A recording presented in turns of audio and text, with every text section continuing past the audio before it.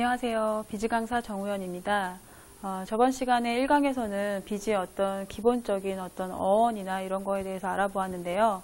이번 비즈 이론 부분 2강에서는 비즈에 대한 이야기인데 우리나라의 비즈라든지 일본의 비즈, 그 다음에 유럽의 비즈는 어떤지, 그 다음에 그 특징들에 대해서 간략하게 알아볼 거고요.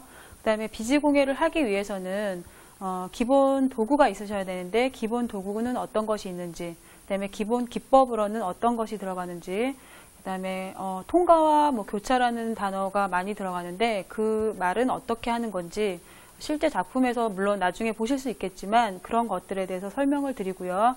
그 다음에 이제 비즈가 어떤 액세서리 한 분야에 국한되는 것이 아니라 접목이 가능하다고 제가 누누이 말씀드렸는데 그거에 대해서 어떤 접목한 예로서 다른 그러니까 공예와 이제 접목한 예로서 그거에 신뢰되는 작품을 설명드리고자 합니다. 자, 그러면 우리나라의 비즈 공예 먼저 설명을 드리려고 하는데요. 우리나라의 비즈 공예는 삼국시대 이전부터 내려왔는데요. 90년대 말에 수공예의 어떤 한 분야로서 공예 분야로서 소개가 우리나라의 국내에 소개되었습니다. 근데 2000년대를 맞이하면서 급속하게 발전도 빠르고 그다음에 그 이후에 많은 작가들이 배출되면서 어떤 비즈 시장도 엄청나게 지금 커지고 있는 추세인데요. 세계에 유명한 어떤 비즈나 이런 어떤 아티스트들이 우리나라의 비즈 시장을 보면서 굉장히 빠르게 발전 속도에 너무 빠르게 발전하고 있다고 주목하고 있습니다.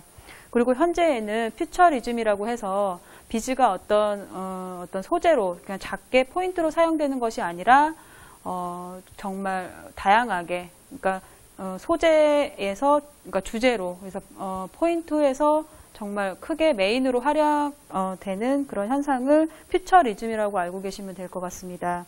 그래서 또 가까이 있는 우리나라의 일본 이제 말고 일본 비즈를 알아보자면 일본 비즈는 굉장히 그 공예 분야가 발달된 나라이기도 한데요.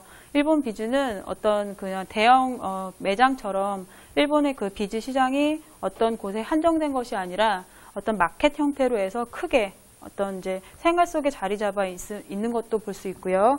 그다음에 막강한 어떤 경제적으로도 막강한 힘을 과시할 수 있을 정도로 공예 분야에서 크게 자리매김하고 있는 것을 볼 수 있습니다. 유럽의 비즈 공예는 우리나라 동양의 어떤 비즈랑은 또 틀리는데요.